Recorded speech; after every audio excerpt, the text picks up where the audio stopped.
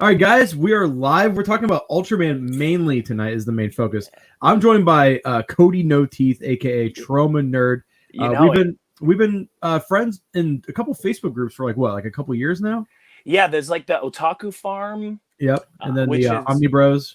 yeah, because I'm a big omnibus collector, but I'm also like a manga anime collector as well. Yeah, So, which on my channel, Trauma Nerd, I usually mainly stick with like Vinegar Syndrome and Severin and like more the obscure horror and exploitation types. But I am like a nerd. I got a Dragon Ball tattoo in 1997. wait, how old are you? I'm 40 years old. No fucking way, dude. Vegan living, baby, vegan living. Dude, I don't know if it's because like the whole political climate here in the States, but I've been trying to be more conscientious about everything. Yeah, And I've been trying to be more conscientious about food. So after we get off air, we can talk about some vegan stuff because dude, I'll I've like actually rock your considered world. It's great, man. Like I've been vegan for over 5 years, and I lost a ton of weight. I was like overweight, and my doctor said you need to like lose some weight, and so I went vegan, and I lost 40 pounds in a couple of months. Damn. Like, and it's like now that I've been vegan for a long time, I can literally I cook. I do all the cooking. My partner doesn't cook, so I can make like just the best stuff, man. Like I'll do breakfast for dinner, you know, with like like I'll do like hash browns and this like tofu scramble with Beyond sausages. Like, oh man, it's so good. So wait, so I'm really bad at like like labeling things. So are vegans allowed to eat eggs? Nothing animal, no animal byproducts. Damn, dude, that's gonna suck because It's cool. You can go like vegetarian. My brother was ovo-lacto vegetarian, so he did eggs and cheese, and he was vegetarian for almost 20 years. So holy crap. I make food every day. Like yeah, we make our fucking sausage in house and just it's so like you're making sausage, you're putting the fennel in and all the good stuff, and it's hard to not make a patty right there and just throw it on the oven. Just have it. I mean, I'm not militant, you know, like I'm a vegan. I have my like animal activist patch on my vest and everything, but like it's my choice, man. Like everybody else. You're not like Moby. No. Like my partner, she'll eat vegan because I cook vegan. But if she wants to like have cheese on her burger, I'm not gonna like freak out or anything because that's her choice and my choice is to be, it started as like a health thing and then it kind of went more the animal activism thing, which is totally fine because that's my choice. Like, yeah. So I don't really care. Like if somebody else wants to eat meat, I'm like, I don't care. But we in Canada we have A&W, and you can get Beyond Burgers at the A&W. And they're like badass, man. Like I know meat eaters that will eat the Beyond Burgers and they love them. I'm in dead central Midwest. Yeah. We don't have any, or at least in my town, there's nowhere that is having Beyond Burgers yet. So yeah, so if you go like west, my brother lives in California and it's like they have Beyond Burgers and Impossible Burgers, like it's everywhere. And even starting here, and it's weird because Alberta's like a very beef centric province, like it's everything is like beef, but we're really pushing the like healthy living and vegan lifestyle here, so there's so many restaurants that are popping up, and it's really cool. It's like very like forward thinking, which you wouldn't think with like a primary like oil and gas and beef kind of centric province. But well, Canada in general seems pretty forward thinking as a whole. Yeah, I feel like we are, especially compared to America. Like Americans like their freedom, but they also don't like to change things, Man. So our state's reopening everything the 26th, and my parents and I don't feel comfortable reopening our dining room because we only seat 40 people. We're a really small mom and pop restaurant, right? And in the way that our dining room is, we can only logistically safely maybe seat 2 tables because it's a very cramped area. And then I woke up today to Facebook messages from customers. Hey, are you guys can I get a reservation? And when I tell them, hey, no, we're not doing that for the future for quite a while. Most of the places here, like we're almost completely open. Most of the places here, there's no dine-in, or there's like it has to be 50% of the occupation, like or the capacity, 50% of capacity.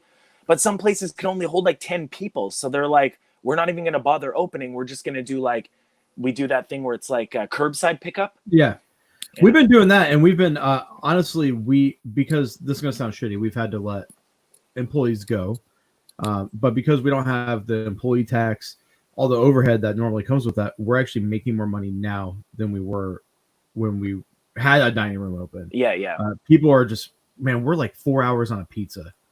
It's insane. People wait. Our, I mean, not to knock on, not to brag, but our food is really good because it's homemade every day. Right. Yeah. So it's just we're lucky and blessed, knock on wood, that business is doing all right. But it's a scary situation here in the States, dude. People just don't want to change. People are very stuck in their ways. Yeah. It just feels like everything is happening at once. You have like the whole riots going on, which are very justified.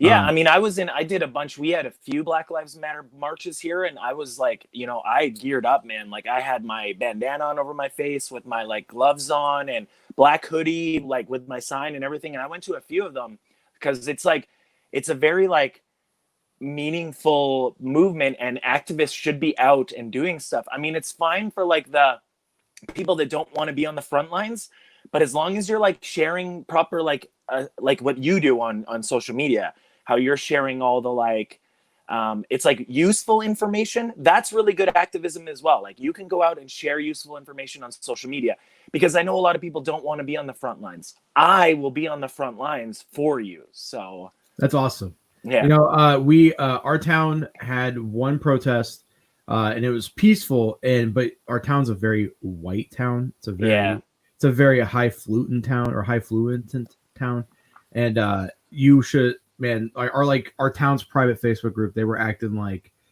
this huge riot was going to happen. And, really? And like they had streets shut down, police came, and it was like 30 people, and they were all peaceful.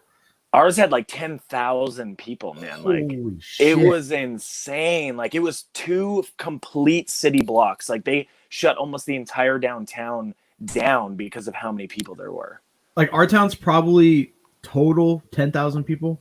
Oh my god, we have over we have over 1 million in my town. So. Oh, wow. It's a very, like the town next to us is a college town, so when kids are, like when the college kids are back, it probably goes up to like probably 200, 300,000. Yeah. Other than that, our main town here is so small. Like, that's crazy. Like, the fucking biggest news last night, and this actually happened. I was in my garage working out at 4 a.m. last night, and I had the door up, and a guy walked by that I have never seen before. And I was like, oh, it's just a new neighbor. So I did the head nod, and yeah, he kind of nodded, but he was acting sketchy. He was kind of over by my car, and I woke up today and videos of that dude breaking into people's cars. No way. And now it's like the biggest thing that's happened in town here in years. I mean, when we shut down, like, I run a local cinema, Globe Cinema, and which I want to talk to you about at some point. Yeah. That sounds awesome. We'll go back to that for sure. But just to kind of with your story, so we shut down on, I want to say the 16th of March. We laid everybody off. We shut down, and then like 3 days later, we had a huge break-in, smashed the front window, like tried to steal like money, which we didn't have any, so they ended up stealing like a flat's worth of beer and some candy. So it was like, I'm not kidding, it was like $1,000 to fix the window, and they got away with like $100 worth of stuff. I was like, oh, come on. Like, it was right away, like within within a week of the like quarantine, like shutdown, and we had it break in. I was like, oh man.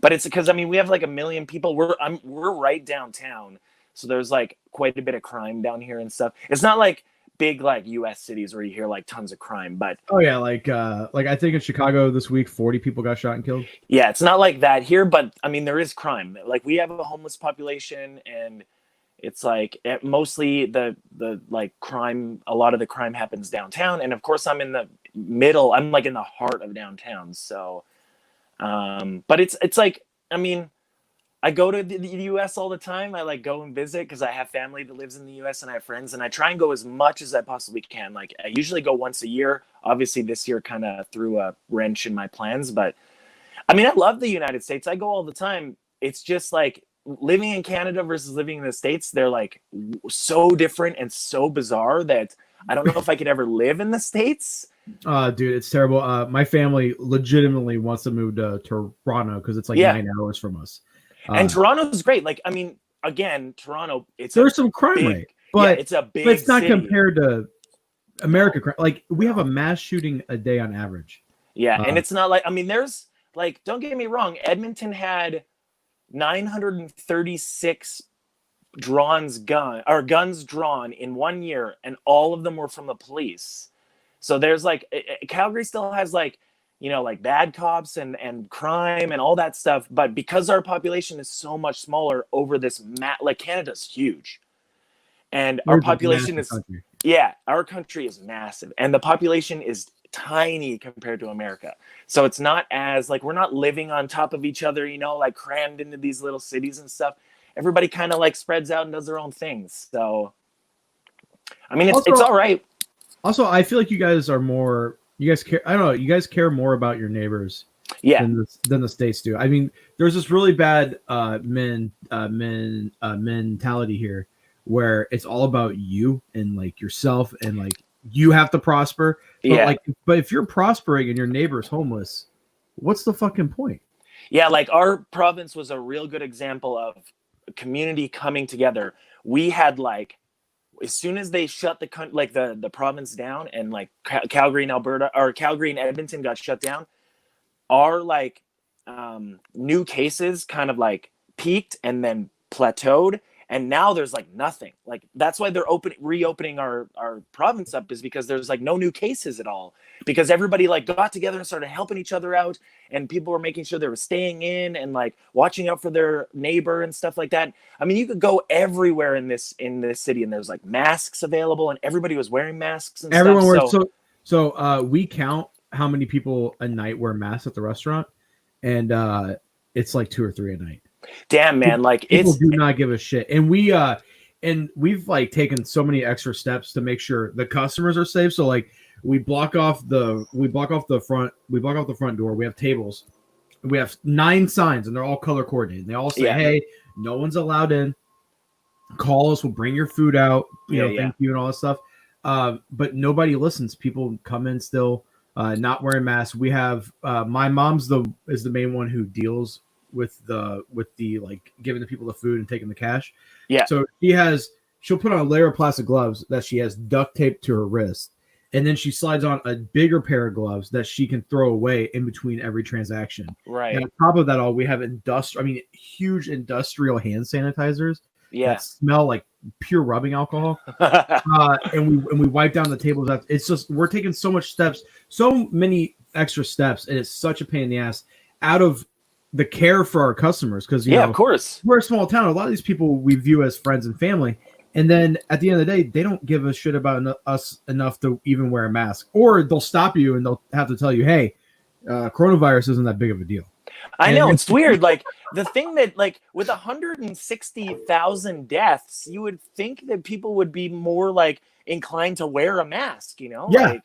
Like, and my favorite is I'm not very confrontational in person, just because I don't want anyone to like hate me, you know, or like, you know, and plus we own a business in a small town.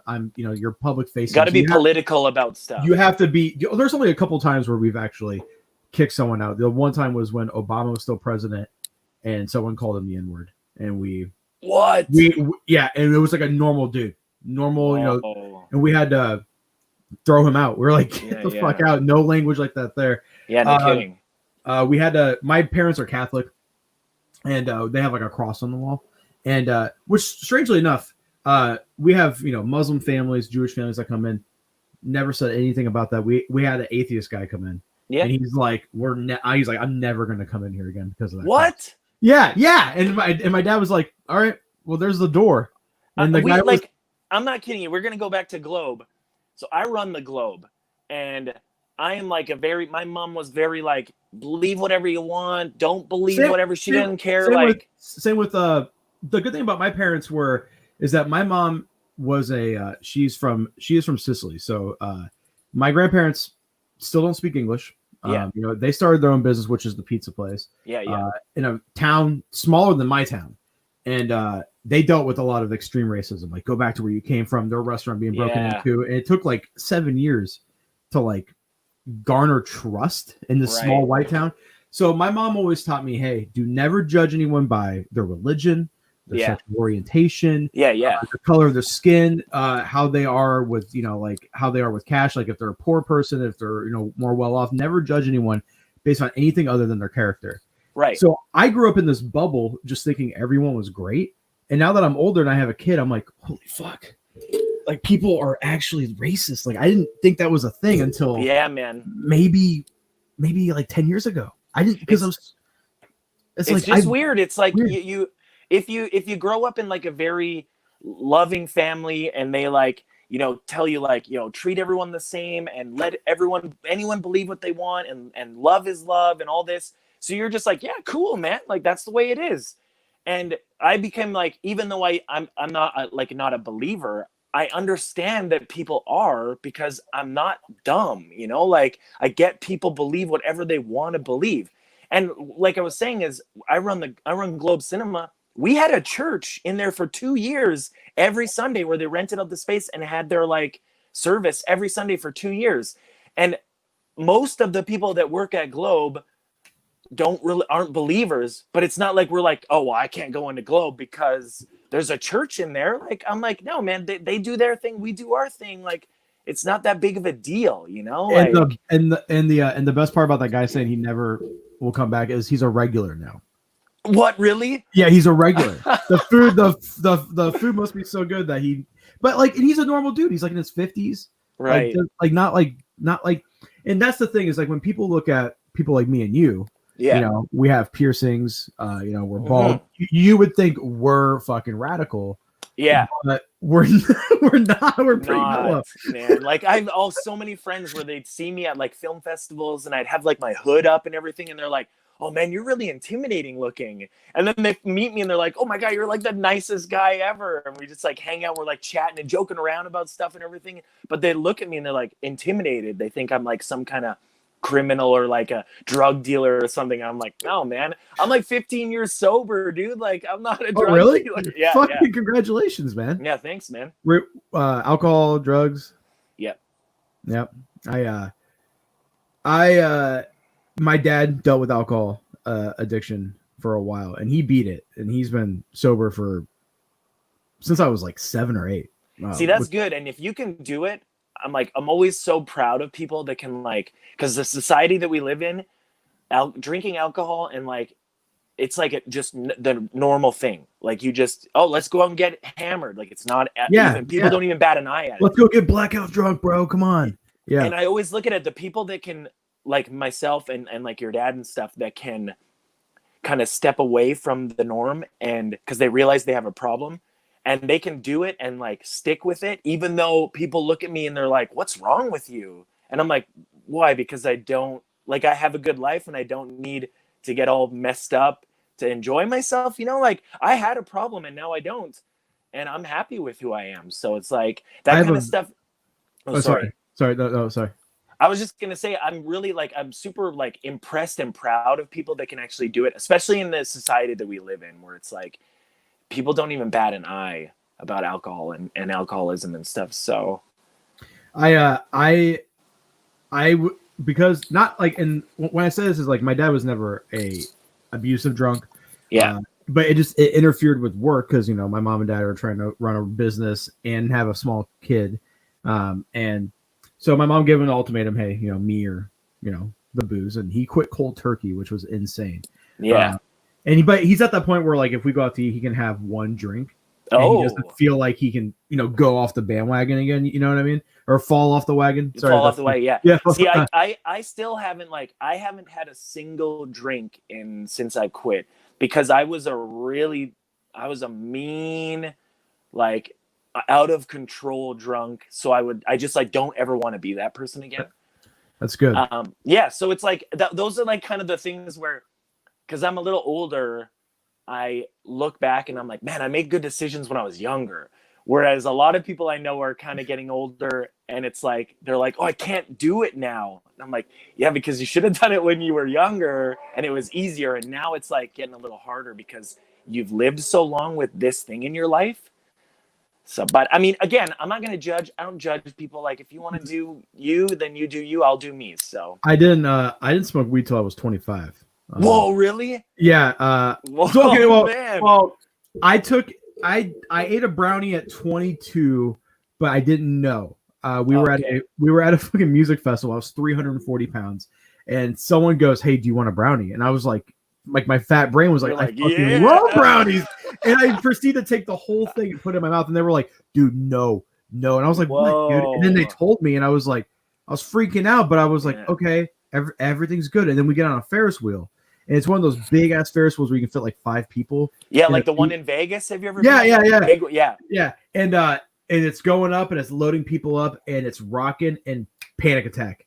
I started freaking out. I thought I was gonna fall over and die. So I get completely down to my underwear, and I wrap all my clothes over my head because in my panic attack, I was like, if I fall and I protect my skull, right, I will live.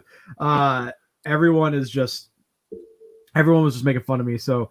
But yeah, I didn't smoke weed until I met my wife because she is a little bit of a hippie. My best friend in the whole world is a huge pothead. So it's like, well, my wife doesn't smoke anymore. Oh, okay. Because she had a baby and she's breastfeeding still, but every time she gets on breastfeeding, she goes, "Man, I really wish we could have smoked some pot right now, just to relax." But yeah, she so.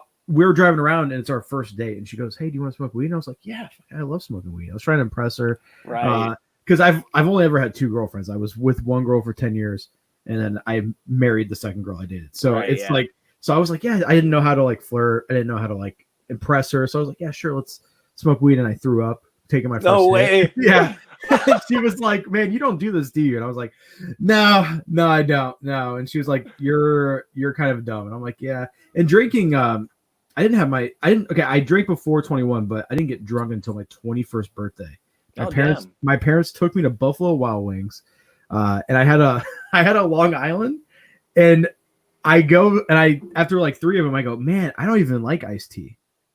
And my mom goes, "There's no iced tea in Long Island, you fucking idiot." I'm like, oh, so that's how. But I'm addicted to blowing money. Obviously, it's bad.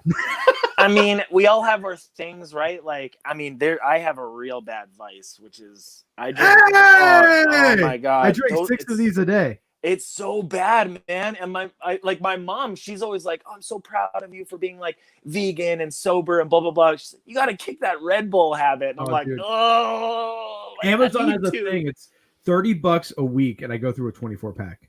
Dude, I can't buy 24 packs because I won't stop drinking them until they're gone. I drink 6 a day. I have to buy one at a time because if I have any in my house, I will just drink them until they're gone. So it's a bad habit. I stopped for 6 months one time because I was taking steroids. I was working out a lot, and plus that I went to the ER. I was having really bad heart palpitations, and they were like, "You need to quit everything. Fucking stop." And I was like, "Okay." So then I didn't drink them for about 6 to 9 months, and that's when I lost all my weight too. I was working out like crazy. I lost 130 pounds. Damn. But I'm back up to 270, but I'm still working out. So I'm keeping everything's solid except for the gut. I have that European gut. Yeah, I have too, because my mom's from Yugoslavia, so it's I just can't get rid of it, man. I'll lose all my weight and I'll be so skinny, and then all of a sudden I'm COVID happens, and I'm like, oh damn! Oh, dude, the first week, because we shut down the restaurant for almost 2 weeks. The first week, I did nothing but eat package after package of ramen noodles. And it's just, dude, oh man, so much ramen because I miss ramen because I can't get it. So I'm making ramen at home, but I ate a lot of ramen. So homemade ramen, dude, nothing beats homemade ramen. Oh yeah, it's so when good. It's cold and kind of rainy out, because it's kind of like that right now. A nice bowl of ramen on the porch, so fucking good. Man, I love ramen. But let's talk about entertainment. Okay. So we're gonna talk about Ultraman. We can talk about that at the end, but I want to talk to you about Trauma. Why are you the Trauma nerd? How'd you get into Trauma movies? Okay, so I was Toxic Crusaders came out in 1991.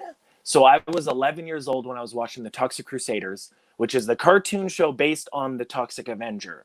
Toxic Avenger is a rated R movie, and they made a cartoon series based off of it with a toy line. So I was watching the cartoon as a kid, loved it, had the toys and everything, because I was a big Teenage Mutant Ninja Turtles fan, and it's the same company that did the show and did the toys. So I was a big fan. And then growing up as a teenager, I worked at video stores. And so the local video store that I worked at, they had a trauma section. So me and this one guy, we would always rent trauma movies. We'd like Friday night, we'd like get a bunch of beers and watch weird trauma movies like Cannibal the Musical and Redneck Zombies and crazy weird stuff. And I instantly fell in love with it. And then working with like independent cinemas and the local film festivals in town back in 2007, I want to say, Lloyd Kaufman came for a screening of Poultrygeist, and it was like it played at a film festival, so he came, and I got like an autograph from him, met him for the first time, and blah blah blah. And since that, I've worked like 5 conventions with Lloyd where I will help like set up the booth and then sell the Troma merchandise and everything. I've been to New York, man, a lot. I've been to New York a bunch because my brother used to live in New York. So every time I'd go to New York, I'd go to the Troma building and I'd hang out with either Lloyd or Michael Hers, and we just go and like hang out. And then recently, just I want to say 2 summers ago, I flew down to New York to be in the new Troma movie, which is Shakespeare Shitstorm. And like I was saying to you before we started recording, it was like really nice. Like it was like a family reunion where I got to see all the people, you know, from like Toronto and New York that I hadn't seen in a few years. And so it was just like everybody back on set together, like hanging out, and Lloyd's directing and stuff. And it was really fun. So it's like, Troma is like, I'm like a huge fan. It's a big passion of mine, but it's also like a family to me because I've been friends with Lloyd for like, I want to say 14 years. And, you know, I've helped work conventions and like now been in the new movie and stuff like that. And so it's more like, it used to be like, it was a thing for me where I would like love the movies and nerd out about the movies, and because they're so weird and wacky and really extreme and stuff. But now it's like a family thing where I love the people from Troma and like all my friends and family, and everybody that knows me as like the Troma guy and stuff, because it's always like, you know, I'm at a convention and I'm probably working the Troma booth or wearing a Troma t-shirt and stuff like that. So it started as just like a thing where I was like, I like the Turtles, so I'm going to watch this other cartoon. And now, you know, 20 some years later, it's almost 30 years later, it's like a huge part of my life. So this is a question that I've always wondered. Lloyd, I can't think of Troma without Lloyd. And in the day 100 years from now, when he's no longer with us, what's going to happen to Troma? Is there? I feel like his daughters will take over. Okay, I feel like he has 3 daughters. They're somewhat involved with the movie stuff. Charlotte is really involved with it. Like she usually helps with like shooting or editing or like a lot of stuff. So she's usually on set for the films and or in the film. Charlotte's been in the film since she was like a little kid, like little. And I think like Toxie 2, there's like that picture of Toxie holding the baby, and I'm pretty sure that's Charlotte as a baby. So that's awesome. Growing up, so it's like gonna be wild. Yeah, and so I'm pretty sure Charlotte still lives with Lloyd and Pat. Patty is Lloyd's wife.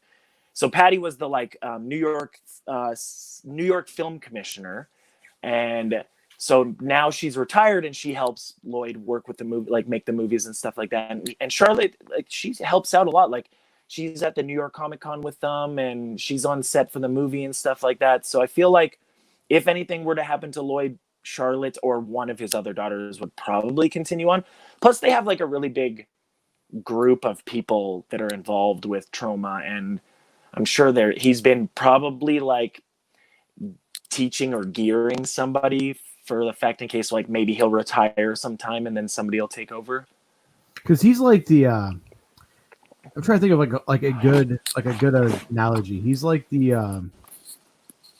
I just can't think of one. He's like the guy. When you think of like B horror movies, you think of Lloyd. It's because they're the longest running independent film company. Like it's 45 years running, and there's no other company that's been running that long. Like they've doing stuff that they do. That's the other thing. Yeah, It's nobody. A trauma film feels like a trauma film. You know it right away. As soon Yep. as you start, you're like, because it's over the top. And Lloyd's films are very recognizable because Lloyd has a real like slapstick influence. So his are very like, you know, the 30s style, like with Return to Nukem High, where he has the glass of milk and he thinks it's the phone and he puts the milk up to his ear and gets all like, it's slapsticky. It's like Charlie Chaplin. Yeah. Because those are like his influences are like the old black and white like slapstick comedians. So he's now taking it in more of a modern age. But you can watch a Lloyd film and you know right away because it's like ridiculous. And Lloyd also feels like he understands the generations as they come along. He doesn't seem like he's stuck in one era. And I think that's probably another key to Trauma's, you know, the reason why they can survive for 45 years. Yeah. The thing is because he always hires like young people. It's always young people. So people will start out in Trauma like James Gunn, young, and then he'll move on and grow up and become this like filmmaker. And it's always does that. Like Lloyd always kind of gets people that are in the know and like these young, talented people. And Lloyd always like, there's trans people working for Trauma and like, you know, gay, straight, like all different, like across the rainbow, people working for Trauma. And I feel like that's another reason is because they really like hire real people. So it's not like the Hollywood movies where it's like just some old white dude writing stuff. Like a lot of the Trauma scripts are written by 20-year-olds, you know? So it's, they kind of understand what's going on in society. And then you just have the Lloyd mentality when he's directing. But a lot of times Lloyd will kind of sit back too when he's directing and he'll just let other people direct. Like Zach Amico for Shakespeare's Shitstorm, Zach Amico, he kind of directed a lot of it. And Lloyd would just kind of memorize his lines for when he was going to be on camera. So I feel like that's a good... Oh, sorry. No, sorry. What? I was going to say, I just feel like that's a good way to kind of run it where if you get younger, like the younger generation on the ground floor, you will have more like it doesn't feel forced, you know? It's just like I said earlier, it's not this old white dude that's trying to write for teenagers. Like these are teenagers writing for teenagers. So what do you do as a day job? Because you have a pretty interesting day job. Yeah. So like I said earlier, we have this local art house cinema in town called Globe Cinema. And I'm the manager of Globe Cinema, but I'm also the head programmer, but I'm the only programmer. So, I mean, I get input from the other employees because we have a real small, like there's like 9 of us that work there. But it's an old cinema, like 45 years. We play all independent art house. It's all first run, but it's no Hollywood stuff. So there's no Avengers or any of that. We'll play like repertory cinema, which means like we'll play older stuff. Like I showed Takeshi Miike's Audition, or we showed like we'll show like repertory cinema, but we also show really cool new cinema. Like we premiered Promare at Globe. Yeah. And we had like 500 people come out to it. Is that a lot for you guys? Oh yeah, huge, man. Like, and then we had like I had Blade of the Immortal, which was Takashi Miike's 100th film. We had to play for like 3 weeks, I think. I had First Love, which was Takashi Miike's. I love that movie, by the way. Yeah, man, that's a great, that's a solid film. Movie. I think I love what they did when they couldn't. You could tell that they ran out of budget. With the car, the animated car. With the car. I love that when they ran out of budget, you could tell. But they were like, "Fuck it, we're gonna put some awesome animation in here," and it was just. Yeah, but it's also Takashi Miike because he's a weird guy and he makes weird movies. Dude. Yeah, but I'll play like Takashi Miike films. We'll play like anime stuff. You know, like right before we got shut down, I had that. Oh my God, Made in Abyss movie book to play. And then the world shut down, so I had to like cancel the show. But I mean, we show like tons of anime and live action Japanese stuff and lots of foreign documentaries, like you name it. But we rarely show Hollywood stuff unless it's like older. Like we bring it back as like retrospective stuff or whatever. But so yeah, what that's about stuff like Once Upon a Time in Hollywood, like stuff that's kind of like referential. You know what I mean? We played Once Upon a Time in Hollywood one day for the Ghostbusters cast and crew because they were shooting the new movie here. Oh, that's awesome. Yeah, so I had Paul Rudd. I hung out with Paul Rudd because he was watching the movie, and then we got to watch it. Like it was completely, just the cast and crew, and then our staff. We locked the front doors, and we all got to sit down and watch the movie. So that's awesome, and that's such a good movie. Man. Too. Oh my god, I love it. I have the special edition that comes with like this 45 record, Dude, and I bought the soundtrack too. I bought the soundtrack that came with like the great. Oh, but I got the special edition one that came with all the posters. Like it came with the full one sheet and then like the smaller posters and everything. Like I love that movie, man. It was so good. It's so weird because my dad looks like Brad Pitt when he was younger. Oh, yeah? My dad has that very nonchalant attitude. He's kind of like, like real quiet. Like in pictures, he's always got sunglasses on and shit. And so watching that movie, I'm like, this is just like watching my dad beat the fuck out of that poor girl. Oh, man. Dude, that scene floored me. I was like, oh my God. That and when Leonardo DiCaprio comes out with the flamethrower and just like lights the chick up in the pool, I was like, holy shit, man, this is crazy. I mean, because really the whole movie is like a buddy movie. Just like these guys hanging out. It's like a couple days in the life of these two guys, and you're like, oh, cool. And then the end, you're like, what? Like it just comes out of nowhere. So that's the thing I love about Tarantino is he gets a lot of shit for pulling influences from so many genres. Yeah, but that's what I love about him. That's what I personally love too. Is like a young Flip wouldn't have found the stuff that that I found if it wasn't for like Kill Bill. Like I wouldn't have found like Lady Snowblood, which is right behind me. I love that. I love those movies. I tell people all the time when they're like, "Oh, there's no good live action anime or manga movies," and I'm like, "Dude, watch Lady Snowblood." Like, the Lone Wolf and Cub series. So good, man. Like so good. Yeah, I keep telling everyone, I'm like, you're just looking at like all you're looking at is the movies that you don't like Attack on Titan. Which even Attack on Titan movies were. I like solid, those movies. Dude. They were pretty like good. Those movies. It was by the same guy who did the Gamera trilogy, right? The guy who directed it is the co-director of Shin Godzilla. Oh, but didn't the Gamera guy do special effects? Is that maybe? But I know because the special effects director of Shin Godzilla, who's not Hideaki Anno, the other guy, he directed the. That's like a solid movie, though. Yeah, they like changed some story stuff, but it's a standalone thing. I thought the special effects were great. Yeah, man, I look at it as like this. Before I saw the movies, I hadn't watched Attack on Titan, so I wasn't like, because a lot of people go in with this preconceived like, oh, this isn't Attack on Titan. I'm like, but that's because it isn't. It's its own thing. Like I watched it with no knowledge of Attack on Titan, and then loved it, and then I watched the anime after, and I was like, oh, the anime is great. But I had the separation. I feel like too many people like the anime, then they watch the movie and they're like, oh, it's too different, so I don't like it.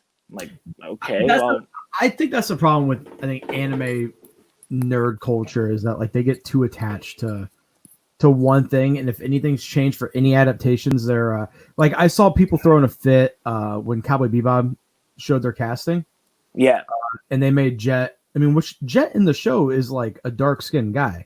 I always thought he was black, but they made him like a really black guy, and people were throwing a fit about it. I was like, what's the big deal? Jet's always been darker. Oh man, dude, during the Black Lives Matter thing, one of my favorite things was people showing screenshots of black anime characters. Right. And then like white supremacist people not realizing that Orga from Iron Blood Orphans was black, and just being like, I can't watch that shit anymore. Thanks for ruining my favorite anime. And just like, what? I'm like, dude, you're not welcome in the community. Like, go somewhere else, man. Like, especially, I mean, if like you look at the place like the Facebook group that we're in, everyone's so diverse, and everyone's so nice, and everyone's Sherlock is very adamant about social justice. You have Adonis and Nelson, just Nelson's a straight up immigrant. I think he came here from Portugal. So, and that's the thing is it's a diverse group, but the way when growing up, anime was like punk rock and anime. They were like these things that everybody could relate to, and there was no like segregation or anything. It was just like, oh, you like anime? I like anime. It was the same when I was a punker. I still am, but it's like, oh, you like punk rock? I like punk rock. It's not like, oh, you're like a different colored skin than me. It's like, no, man. It's like we all love the same thing, and we're all passionate about it. And we're all gonna like, I don't know. It's just I've always felt like anime to me, and of course because anime growing up for me in the 90s, anime was like shunned, like people didn't really watch anime and it wasn't really like relatable and stuff. So like you were kind of the outcast if you watched it, and you would find the other outcasts so that you could talk about it, right? Like That's how I always felt and growing up. So I was like, it's just this welcoming community. And I'm looking at it as like, if you're some white supremacist and you don't want to fucking watch because there's a black person, we don't want you in the community, man. Like go somewhere else. So another thing I want to ask you about Globe. Here in town, we had a art theater, but they shut down when I was like too young to really appreciate non-Hollywood films. You know what I mean? Yeah. And I usually just buy and own everything I would want to see. But how are you guys able to survive, one, in the modern times, and two, during this crisis? So the way we survived during the crisis is we literally shut down and laid everybody off, because it's the only way we could like cut our costs because we like it was a government mandated like province-wide shutdown for anything that was over 5 people or whatever it was. Like everything had to be shut down. So we took a step before and shut down early because we knew it was coming, and we were looking out for like our patrons and our staff and everyone. We just wanted to be like, we'll shut down as like a form of solidarity and let people know, that we're looking out for the safety of everyone. But regularly going forward and before, we primarily run on rentals. So people rent out the space and then host events there. So it's like, say if you want to have a birthday party or you want to have a corporate town hall meeting, or like the big film festivals, all the film festivals in town except maybe 2 are at our cinema. So that's how we primarily stay open, and how we're able to show kind of these like off the beaten path films is we rent the space out. We rent it out to, like it said earlier, there was a church group that was in there every Sunday. So they just rented the space out every Sunday and had their service. And so same with like Husky Oil will essentially rent us out on like a Thursday and have their town hall meeting, and they'll just project their PowerPoint presentation on the big screen, right? And everybody just sits, and if they want, we'll supply popcorn or water kind of things. So that's awesome that you guys are able to adapt, because I don't think the theater in town here, I did see Grindhouse at that theater. Which was a crazy experience in that type of environment. You know what I mean? We did the 10th anniversary. We brought it back because we're still able to show 35 millimeter. That's awesome. And we're the only cinema in town that can still do 35 millimeter. So for the 10th anniversary of Grindhouse, we got the film print and showed it on film, which was great, man. We packed the house, like had people going crazy, because it's like, where else are you going to see that movie on film, right? So I still wish we would have gotten Werewolf Women of the SS, because Nicolas Cage's Fu Manchu was too fucking good, man. I was like, if my friend Trev is watching right now, props, because he is the biggest Rob Zombie fan ever. Like, oh my god, I love Rob Zombie. Dude, my mom loves 80s pop music. Yeah, but she's a Rob Zombie music diehard. Like, my mom is a Rob Zombie movie diehard. My mom hates movies. It's funny because my mom, like Lords of Salem, my mom went to like midnight screening and stuff like that. So my mom loves the movies. I was 11 or 10 when House of a Thousand Corpses came out, and I was like in my 20s. So, and my mom's friend took me to go see a movie, and we were supposed to see something else, and it wasn't playing. So she decided it was okay for a 10 or 11-year-old to watch House of a Thousand Corpses. So for Christmas, like the following Christmas, I asked for it on DVD, And my mom asked the guy at Best Buy, "Hey, is this movie appropriate for a 11-year-old and or a 12-year-old or whatever?" And the guy was like, "Yeah, should be fine." And I watched that movie literally. I'm not joking. Probably every day for a couple of years. I adore that I would movie. have been the guy selling the video. I would have been like, "Oh yeah, this is totally."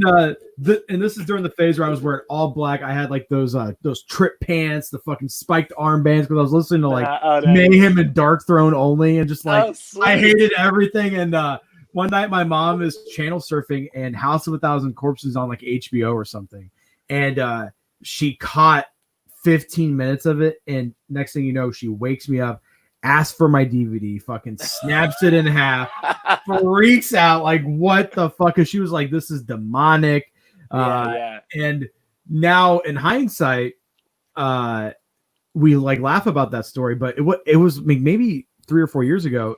Devil's Rejects was on TV, and my dad's just channel surfing at work, and it comes on, and I start quoting the movie, and my mom's like, oh, "Don't say stuff like that," because I'm like, "I am the devil, and I'm going to do the devil's work." Yeah. And I was like, "No, don't!" She's like, "Who?" She's like, "Who made this?" I'm like, "Rob Zombie." She's like, "Ah!" She's like, "He makes such great music, but my God, his movies are, people say he's a bad filmmaker. I think he's good. I really look at that stuff. I mean, I'll say, because I'm not a fan, like I appreciate the people that like his movies, and like my really good buddy Trev loves his movies, and my mom likes his movies. Like, I understand it. I appreciate Rob Zombie for who he is. Like, I have a Vinegar Syndrome pin on my vest, and there's Rob Zombie rocks the same pin, like, so it's like my buddy Cam's always joking. He's like, he's one of us, like, I get it. He is. I'm just like, and he's a vegan too.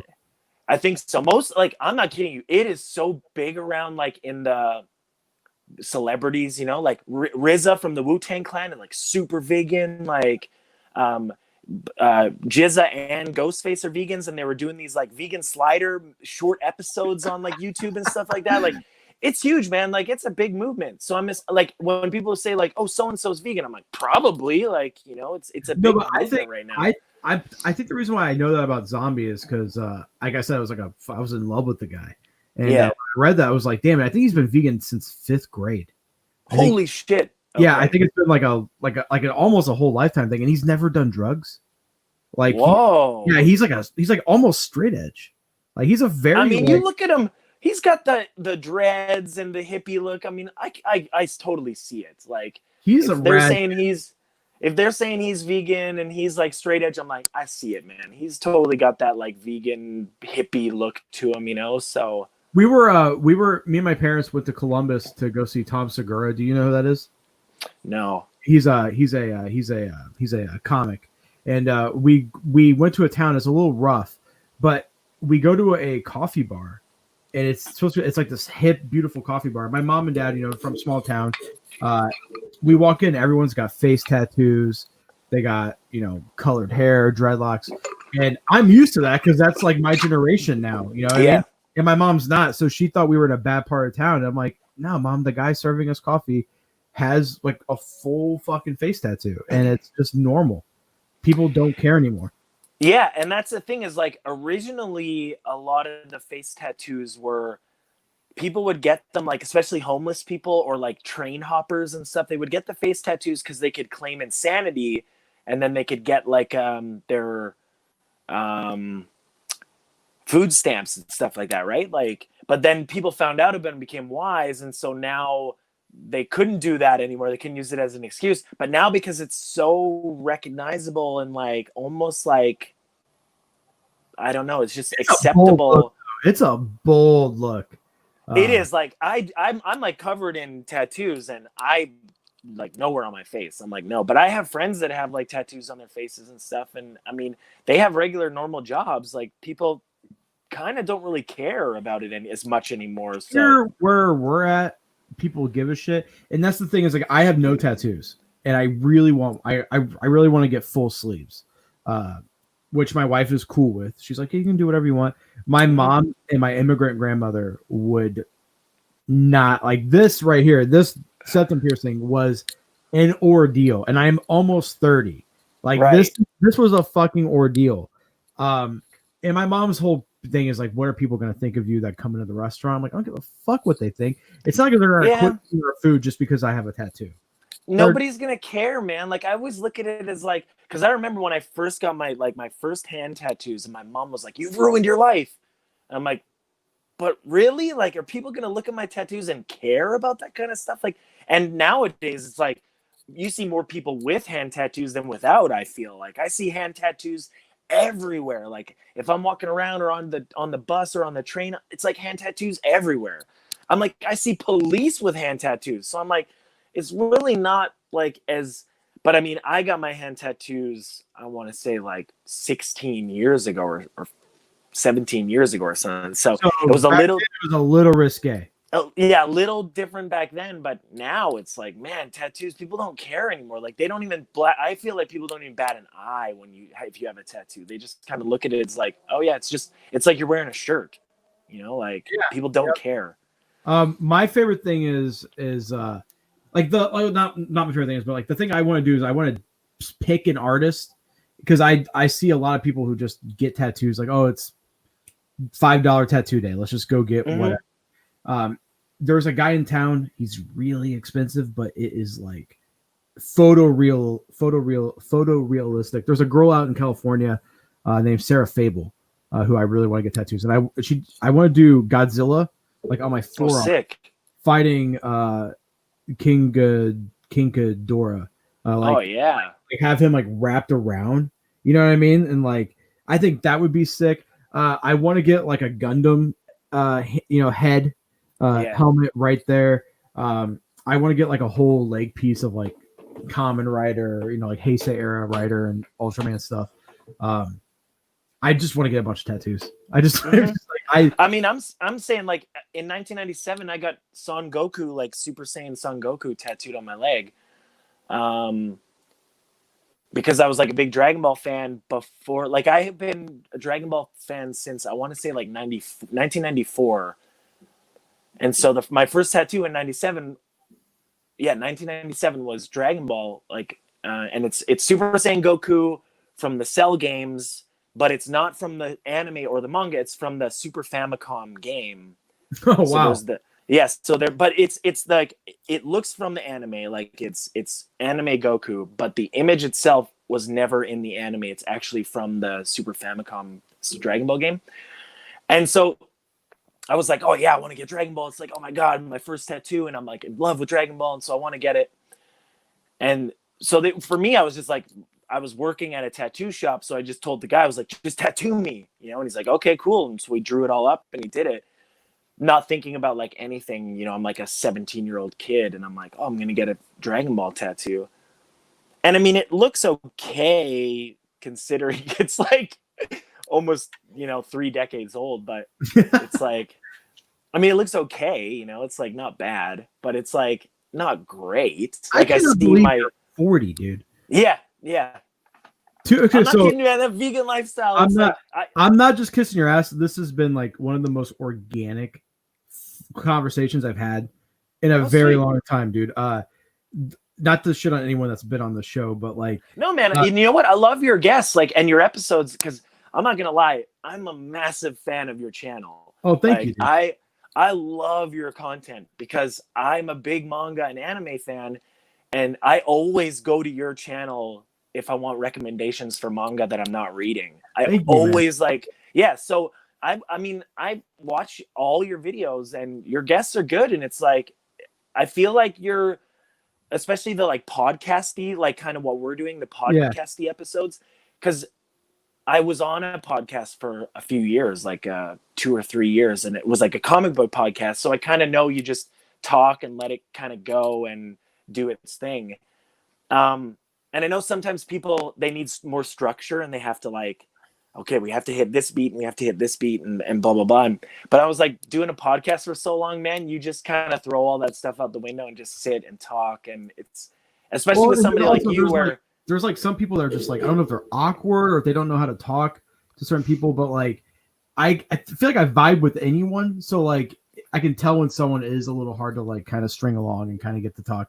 But then people like you, people like Justin, just fucking free form, just natural flowing conversations and that's the best, especially when you meet someone for the first time, like when you actually talk face to face with someone for the first time and you can talk for an hour almost and not even get before we get into the topic of the video, which is wild. And just to answer one of the chat questions, not answering any chat questions because this is the first time Cody and I have actually talked to each other. This is the first question that I've seen. Why are you not answering any chat questions?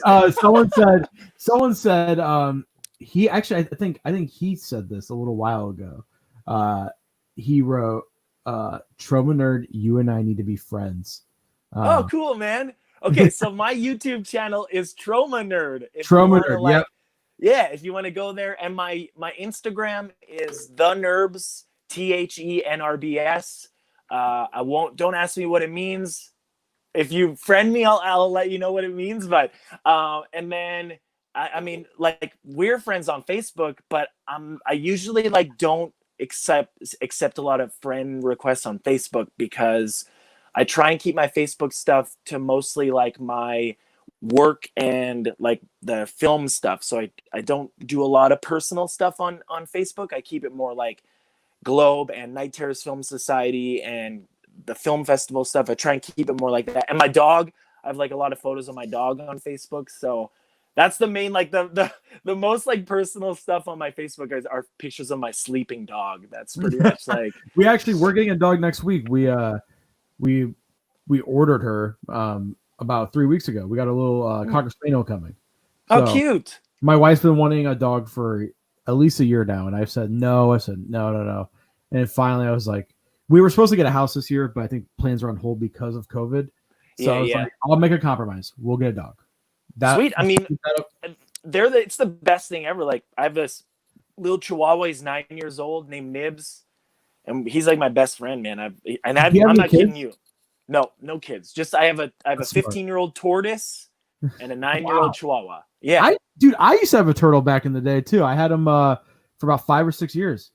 Yeah, my guy is. I mean, he's gonna live 80 years. So he's 15. He's like a teenager, right? So holy shit. Yeah, and then my dog, he's a Chihuahua, so he'll probably live another 10 years, I'd say, because the smaller the breed, the longer the lifespan. That's the only problem with dogs, dude, is that they're gonna die before you, and it just fucking sucks. I had a golden retriever growing up, and he died, and that's. But at the same time, it's probably good for a kid to learn something like that. Yeah, and it also, like, I feel like as an adult, because you know that they have like a finite lifespan, you appreciate them way more. You spend way more time with them because you know that it's fleeting, you know, like eventually they're going to be gone. So I spend as much time with my dog as possible. I'm not kidding. He's been California, New York, Las Vegas. Like, I take him everywhere with me. That's what Taylor said. She goes, you realize this is a member of our family now. Like, she will be traveling with us. And the thing is, I don't have kids, but then I tell everyone, I'm like, I kind of do, because my dog is like my kid. Like, I treat him like I would any other person or any kid. So he does everything with me. He goes everywhere with me. He's like he's like attached to my partner. Like, he is her shadow. He will follow her everywhere. So that's the thing, is like, I'm saying is, it's rough. Like, you know, my mom, she had a lab, and her lab recently passed, and it was a really rough time for her. But it's also like, you know, it's coming, so you just spend more time with them, and you appreciate the time with them more. So the tortoise, I'm not worried about. He'll outlive me for sure. Like, I'm not kidding, man. Turtles live forever. Do you feed him mangoes and just melons? Because mine ate a lot of melons. His primary diet is lettuce, cilantro, and parsley. I do like a mix up of lettuce, cilantro, and parsley. And he loves tomatoes and mushrooms. So I'll throw like mushrooms in and tomatoes, or sometimes like shredded carrots, or he loves cucumbers, which I just found out after 15 years. He loves cucumbers. I'm like, damn, man, I'll just feed him some cucumbers. So, but yeah, he's mainly, it's like for tortoises, especially his type, he's a redfoot tortoise. It's just leafy greens. That's like kale, dandelion leaves, like that kind of stuff. So that's awesome. Yeah. Turtles are cool pets because they, like, you know, they're kind of timid at first. They kind of hide, and then after a while, they're like, like when they come out of their shell, it's a really cool thing because they're just like they're such an interesting animal. And they have weird personalities, which is really funny because they're just this like, this really old dinosaur. But my guy, he'll come out if he knows it's food time. He comes out and he's like pushing, waiting for me, like he's like, oh my God, it's food time. And I'm like, holy shit, man. Like, what the, like, you're just some reptile, but he's not. He like knows, man. If there's a tomato in his food, he'll push everything out of the way to get the tomato and stuff. Like, he's funny. So I'm just pumped about the dog because I now have, because like my work schedule is some days I get up at like 8:30 in the morning. I don't get home till 2 or 3 in the morning. Mm-hmm. And even though I'm exhausted, you can't just go to bed right away from doing food service. You have to like kind of unwind, and the wife and the kid are asleep. So I can't wait to have a buddy to watch anime with. Dude, or you can like, if you want to go for a run or something, you can like take them out with you. And so, yeah, that's the good thing is like, they're like this, like I'm not kidding. They're a companion. They will be with you and then you can do everything with them because they're like there for you. So. All right, well, let's go ahead and talk about Ultraman, dude, because we've been an hour not Ultraman. So I made notes. Holy shit. So the first thing I want to say. Oh, I knocked my phone off the. Oops!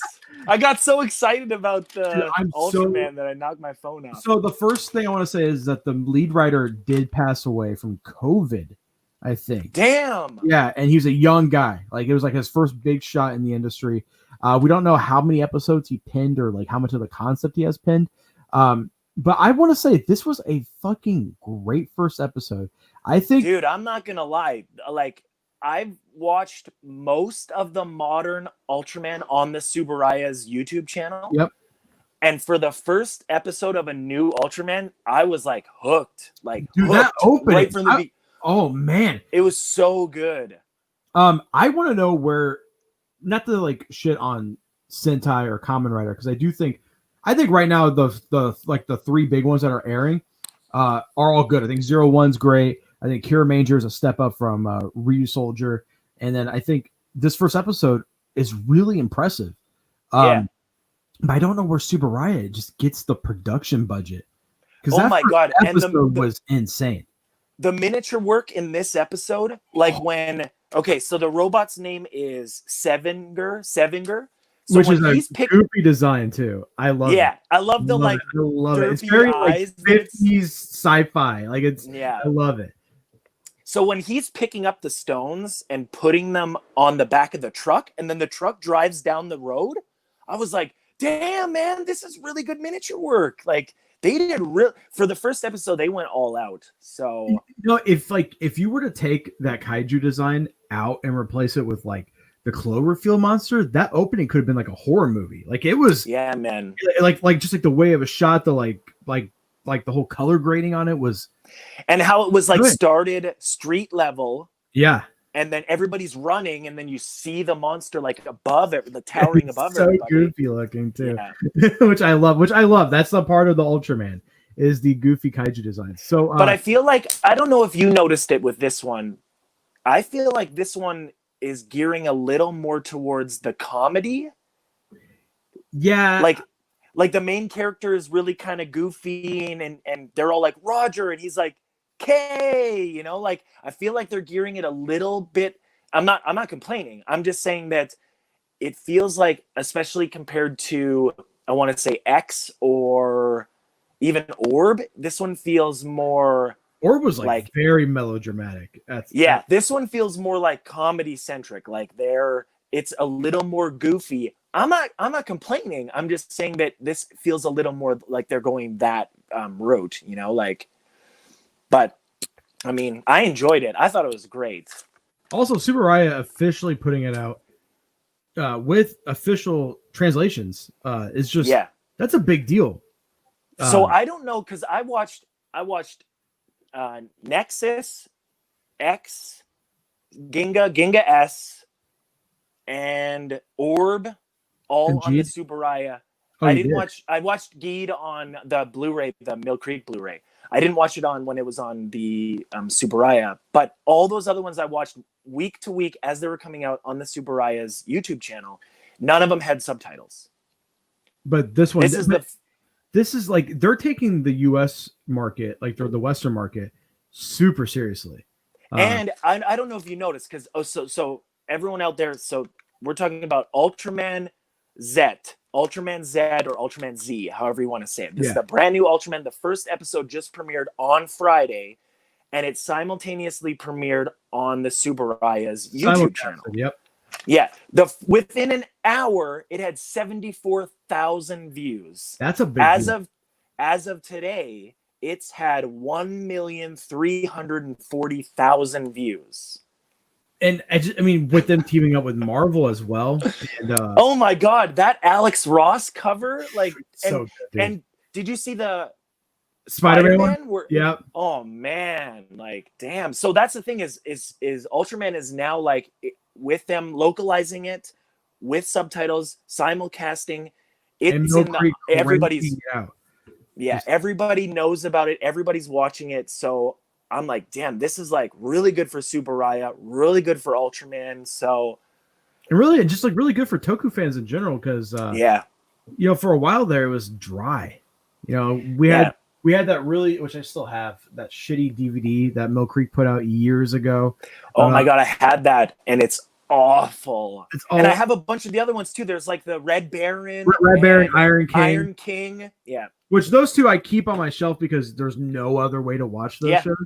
But they are like, the way they packaged them, I have bootlegs of Kamen Rider, which are way better than those sets. But their Blu-rays of the new sets are incredible. Oh my God. They are some of the, like, I have all of them right here. They are some of the best thing. Like, I binged them and I'm just like, I need more. Like, they are so good. That Ultra Q is one of the best transfers I've ever seen. Well, also that was shot on 35 millimeter, I think.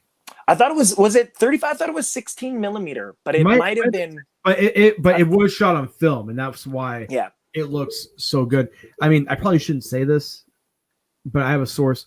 Gridman is getting a Blu-ray release down the road. No, it was part of the deal with Mill Creek. Yeah.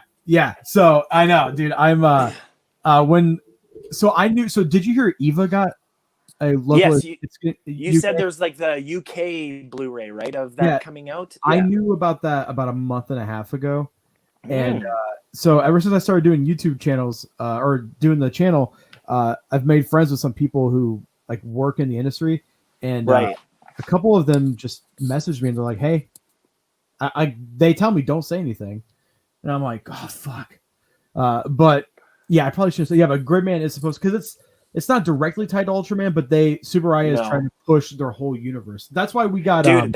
I'm not kidding. I love Ultraman, but Gridman is like my jam. Like, oh my god, dude, that show is like the pinnacle of 90s tokusatsu. I love it. I love it. Super Samurai Cyber Squad. I love that stuff, man.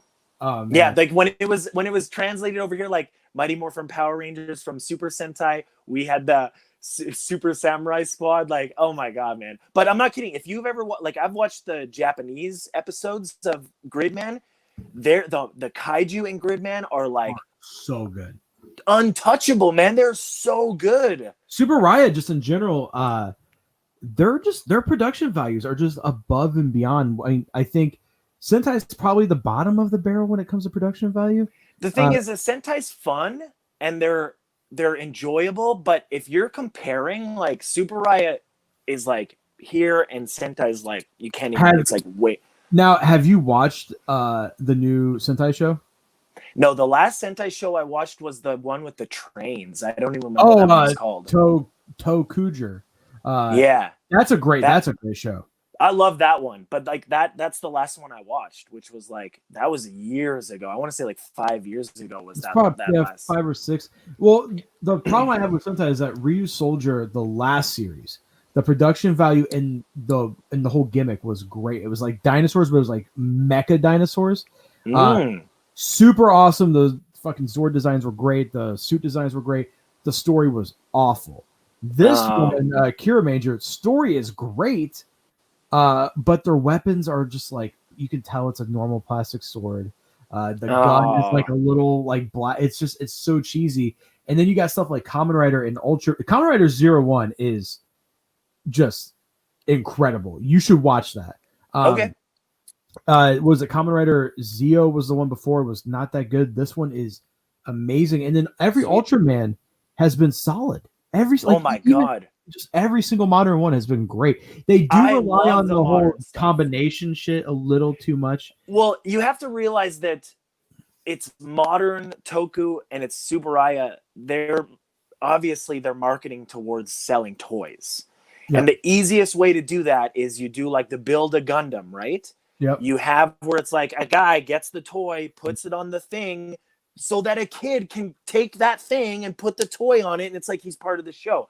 I mean, I get it. Like Tsuburaya, it's like, it's not like, that's what Transformers and He-Man was, right? Like that's, I was just talking about at the beginning of this episode. I love the Toxic Crusaders and I collected the toys based off the cartoon. Like it's not a new thing. I completely understand it.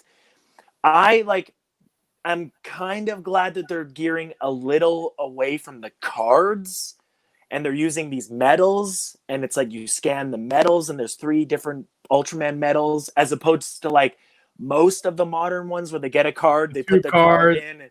Yeah.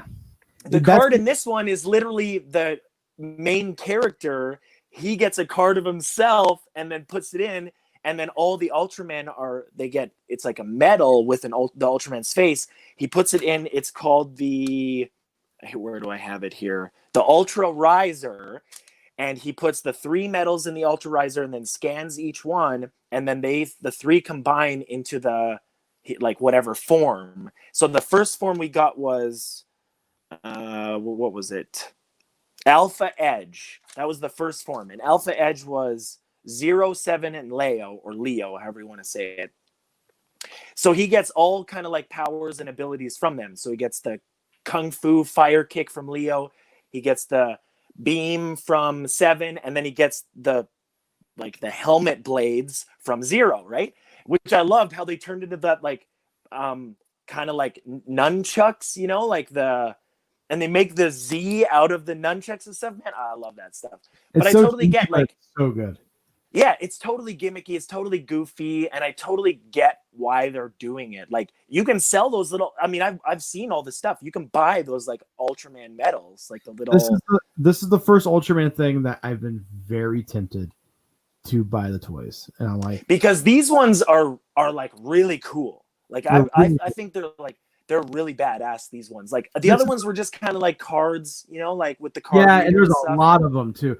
This is also the first time a Kamen Rider show where I've been like, I want that belt, because like the whole 01 gimmick is the belt looks like a fucking graphics card. It's really rad looking, and then you get these little cards that fold out. You slide it in the side, and then the belt opens up with this light, and it's like color coordinated based on what card you has, and it's like Kamen Rider. Oh, cool! It's so rad.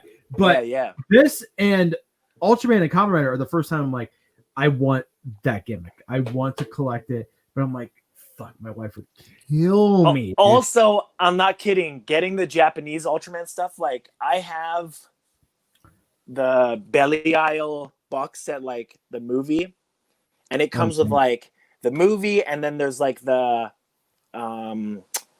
storyboards. It's like a full book with all the storyboards and stuff like that. But this thing was super expensive. All like, Japanese.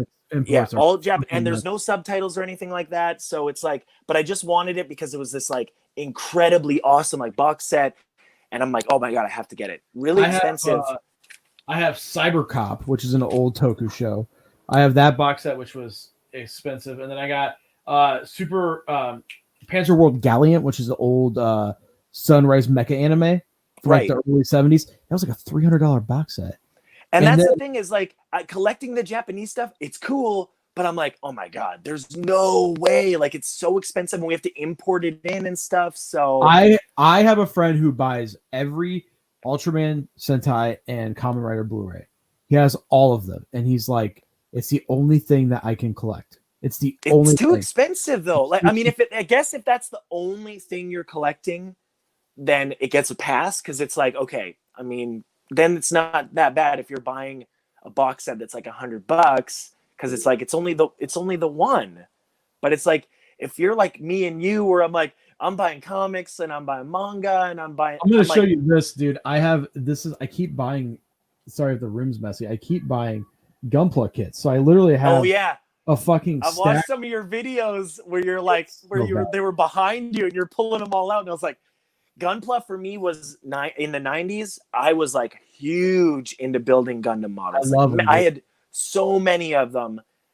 It got to the point where I was just like, I can't do it anymore because it's like they're expensive. They're so time consuming. I purposely sold over 1,000 volumes of manga so I could have a shelf just for my robot models. Like it's gotten to that point. And also like just being a collector, I don't know if you like the impulse is so bad. And then you get into these rabbit holes. Like I don't have that many toys, but I have like, a Just Being figure. I have the Sentai box set right behind me of all the Red Rangers. And then someone today was selling these big Kamen Rider statues.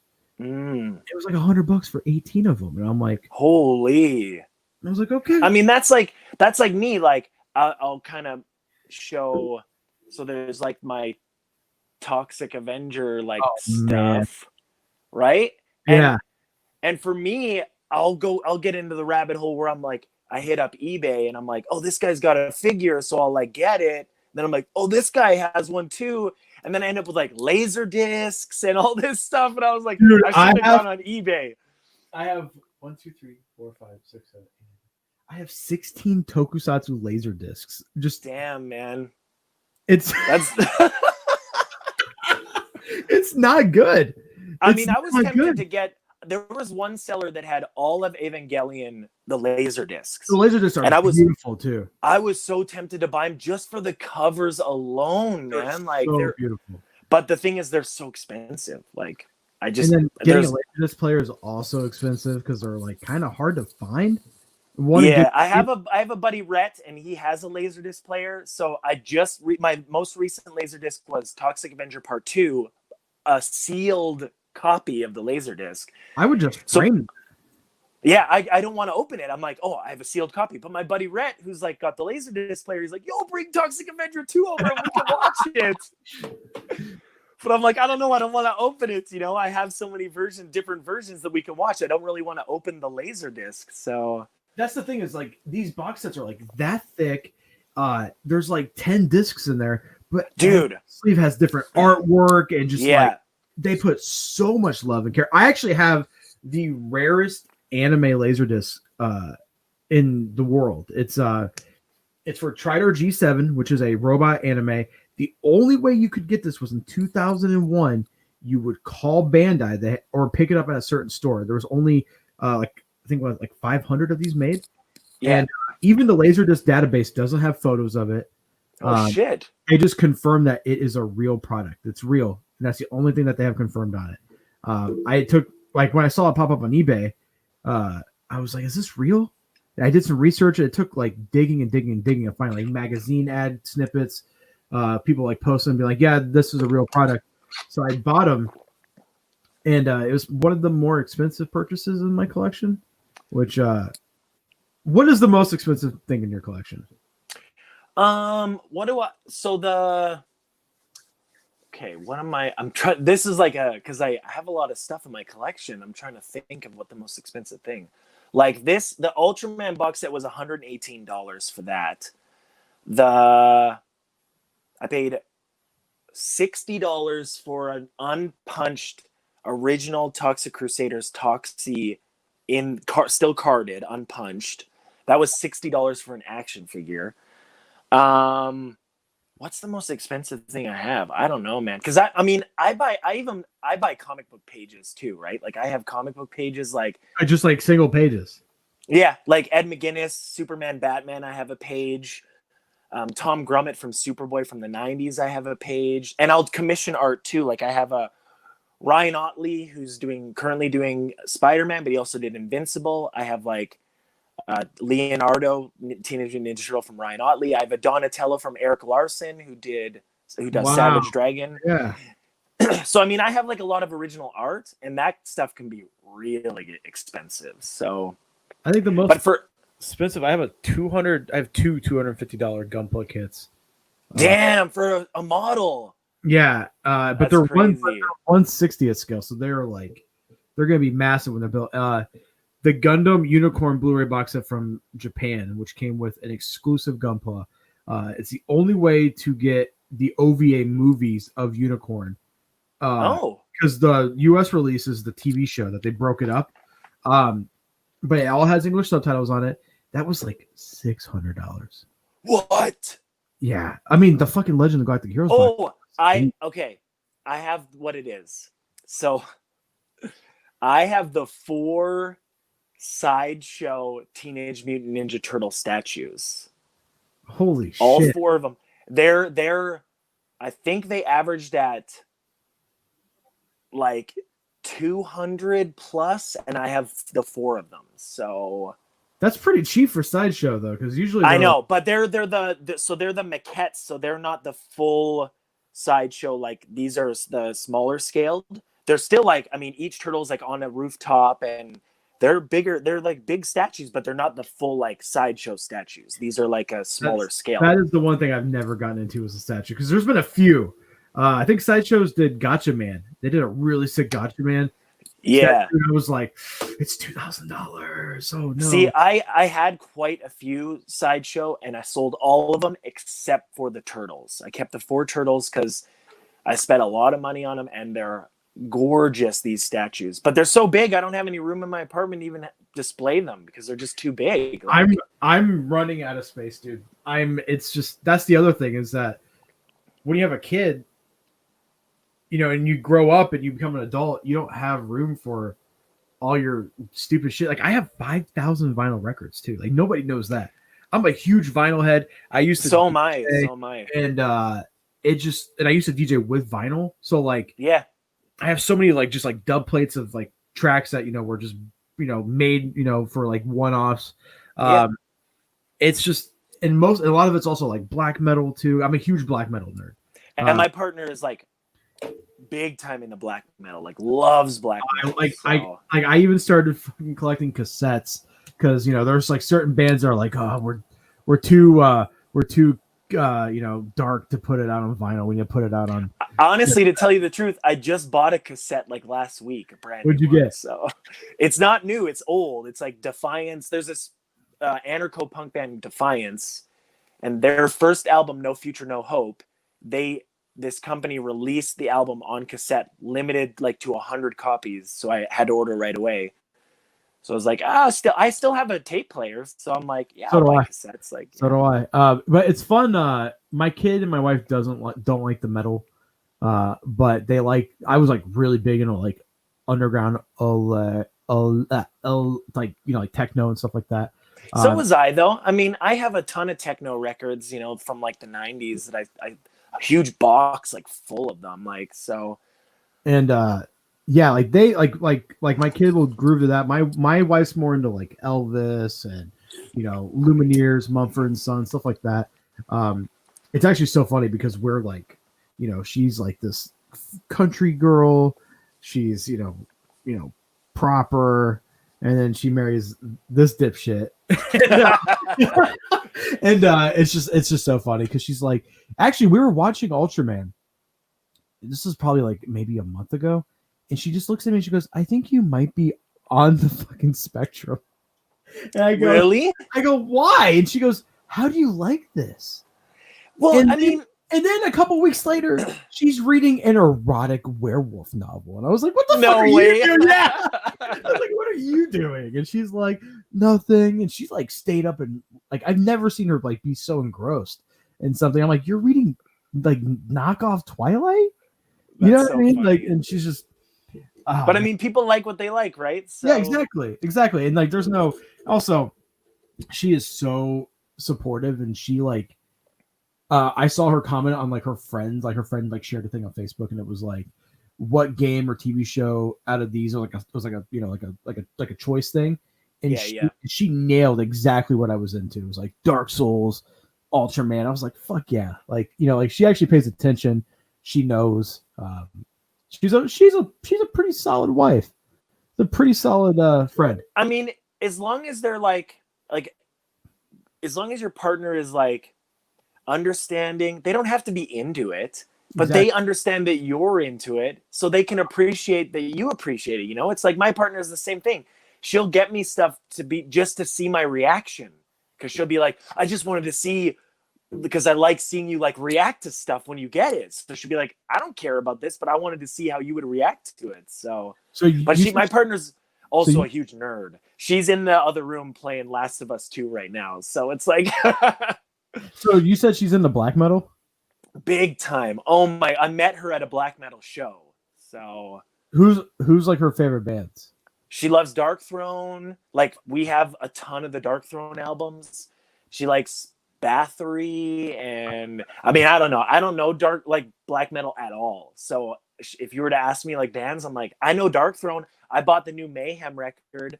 I love Mayhem, dude. Oh my god, there was, Maryland Death Fest. I've heard of it, but I don't like. I mean, obviously, I'm not anywhere near there. So neither am I. I'm not very close either. But they were playing. Mayhem was playing Maryland Death Fest. This was right after I had gotten out of a very long relationship. I was single, and my friend goes, "Hey, why don't we go to Maryland Death Fest?" And I was like, "Dude, that's like a fucking 11, 12-hour drive." And he goes, "But Mayhem is playing D Mysteris Dom Sathanas from start to finish. Their first album. They're playing the whole thing." And there was like a 5-minute period where I was packing up and I was like dead set on going to go see them live. If you go to my Facebook page and go through photos, there's a picture of me wearing a Burzum t-shirt in like 7th grade. Oh, really? Yeah, I was like, but now he's like a white supremacist, so it's like, it's like, oh man. And that's the other thing that sucks too, is like when you get so enthralled with someone's art, and then especially black metal, they're full of shit. And then Kaylee was telling me that the metal scene is pretty like, there's some really good black metal stuff, but there's a lot of really like black metal stuff. Just like Mayhem in general, people killing each other. But that new album is really good. It's solid. It's so I kind of I have to separate the art from the artist for that album. Yeah, so I won't support any of the like white supremacy like bands or anything like that. I'm just like, no, I won't support it.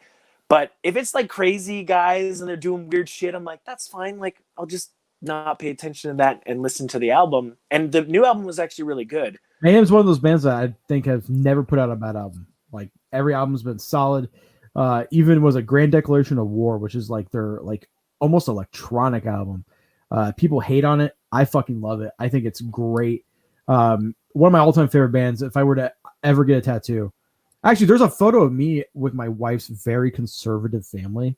Wearing a Mayhem tattoo. I mean, not tattoo, shirt. It's got the the 2 upside down crosses at the beginning. No one noticed. I was like, oh wow. I was like, good. Because I mean, I like my partner. She like Kaylee is big into black metal, but we're both really into crust punk. Oh, I listen to a lot of crust punk, like a lot of crust punk. But it's a lot because for me, when I was younger, I was listening to more just music that was like fast and abrasive, and I was like, yeah, cool. Now I listen to more kind of crust punk. Yeah, especially their like middle albums. Yeah, like really fucking crust. Dude, super crust influence. So I have a bunch of Dark Throne records because I can appreciate them as a band, and I think they put out really solid music. But I listen to the music I listen to. What story? Guys is one of the Dark Thrones guys is a politician, not by choice. I guess in Norway they like have like elections that are just like automatic. His name got drawn, so he has to like do that for a couple years. Oh, really? And then one of them is a like high school teacher. Like, oh, wow, these 2 dudes are just fucking legends. But sorry about that. I mean, I was just gonna say, like, now I listen to more music that I can relate to as a person. So a lot of the music I listen to is like, very political, where it's like human rights and animal rights and stuff like that. So because it's stuff that I'm more relatable to me as a human. So if it's like the crust punk that I listen to is very like, anti-homophobia and anti-racism and all anti-sexism and blah blah blah. But then they also put out like a lot of them are like super vegan, so they're like animal activists, and they'll have pamphlets in the record of talking about like veganism and activism and stuff. So I listen to more like music like that now because I'm like, I can relate to this stuff because that's like who I am as a person. Whereas before, if it was like loud and heavy and fast, I was like, yeah, I liked it. But it wasn't really like there was no substance, or I didn't care about the substance. So now it's more, I gear more towards music that I can relate to as a person. But I always love Wu-Tang, and I will always love Wu-Tang. Wu-Tang for life. I've seen Wu-Tang play. I've seen a bunch of the Wu-Tang members play. It's like, that is my, from since I was a kid, when the first like Wu-Tang album dropped until like today, Wu-Tang for life. So, but it's like I quote them so much, and just randomly too. Like I'll be at work making pizzas, and I'll just be like, I'll be like, I flick a hardcore like porno flick bitches. Yeah, and it's like just random sayings, and everyone's like, what the fuck are you talking about? And I'm like, there's videos. There's like Kaylee would post photos of me singing to ODB like at work and stuff. Me just like having an ODB video on, and I'm like singing along and everything. It's like, I've been a big Wu-Tang fan for half my life, so that's like, that'll never change. Wu-Tang for life. But I'm like, for more of the like heavier music, like punk and everything, it's more the lyrics and the message behind the band. That's what I gear towards. Just a lot of the stuff I listen to is real growly, right? So you have to read the lyric sheet to kind of understand what they're saying. But I listen to still a lot of black metal. A lot of independent stuff. I grew up a punk. That was like, the best thing about the restaurant is growing up, all my influences were from the fucking dishwashers. We're all these teenagers growing up. I had a room in the back. My parents were very they if you were a drug addict, they probably wouldn't hire you because I was around. They didn't want people like that, but they would hire punks, and I'd see kids with mohawks, and they'd give me Rancid tapes and Operation Ivy tapes, and I just fell in love with punk music. Casualties, growing up, my first love was punk music, and then it became, I wanted heavier and heavier and heavier and heavier, and then it's just like anything that's just weird. It's like I just gravitate towards. I gravitate towards techno music. I've never been a fan of the big EDM stuff, even though I've seen Skrillex in concert 5 times just because friends were like, oh really? Yeah. Completely sober too, just sitting there just vibing. Right. But then you get into rap music, and you get into movies and toku and anime and manga. It's always the outcast stuff that ends up that's always on the fringes, and then as you get older is getting more popular.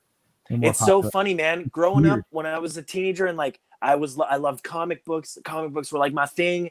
And I loved anime, and I loved reading, if I could get my hands on it, manga. There wasn't a lot when I was a teenager. So you have to realize that when Viz put out the original Dragon Ball manga, they were in floppies. Yeah. They were single issue floppies.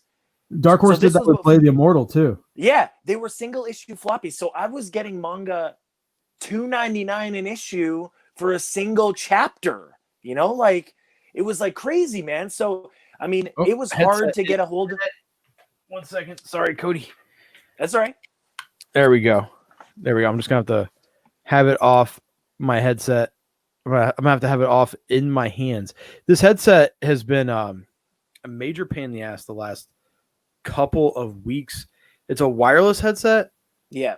But I don't know what's going on. It's just not holding a charge. I think it's because I've had it for 8 years. So can you still hear me, though? Yes, I can. I can still hear you.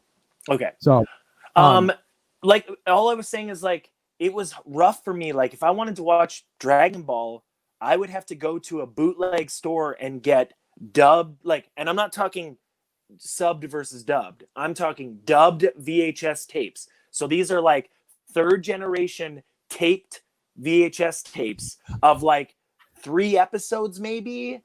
And they were all subtitled in original Japanese. And the quality is probably awful. Awful. Dude, the first Dragon Ball thing I ever saw was the Rebirth of Fusion, the movie, VHS. And it was this 4th generation, awful quality. So this was before I'd only watched the original Dragon Ball series, like the first season.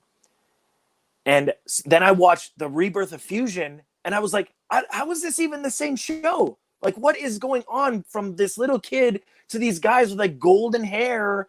I'm like, what is going on? But it was like, there was like in 1995, 96, there's no internet, or there was, but it was like rough internet.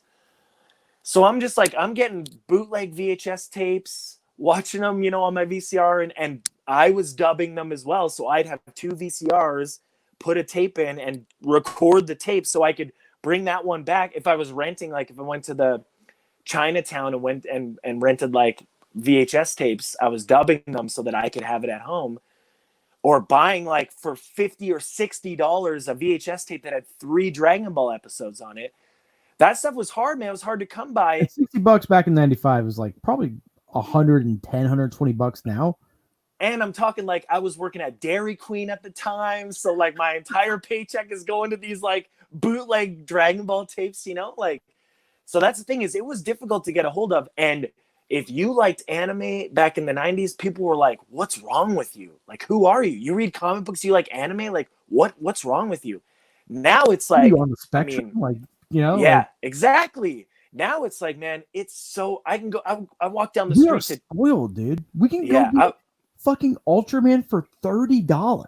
I know, man. And it's the full season with English subtitles for like $30. I'm getting the Steelbook Blu-rays, man. Yeah. Like, I think I've spent less than $200 on all of them so far. Yeah, and I'm not kidding. In the 90s, I would spend $200 and get 2 VHS tapes, and they'd have like 6 episodes on them, right? It's like so crazy, dude. We live in probably the best times for nerdom, and then at the same time, I'm still like, man, I wish we had more shit coming out. And you need to start doing more videos, dude.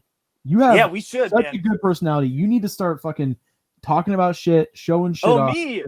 Yeah, you in particular. And we should start something, dude. I think we have a good fucking chemistry going on. I feel like for the first time, like, not meeting, but the first time like us kind of having a conversation, I feel like this was pretty good. You know, like, I feel like it's just talking to like an old high school friend. Yeah. You know?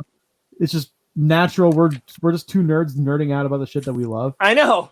And the thing is, like I said earlier, the reason that I gravitated towards your channel and why I love your channel and why we became friends on Facebook and Instagram and all that stuff and everything is because I relate to you.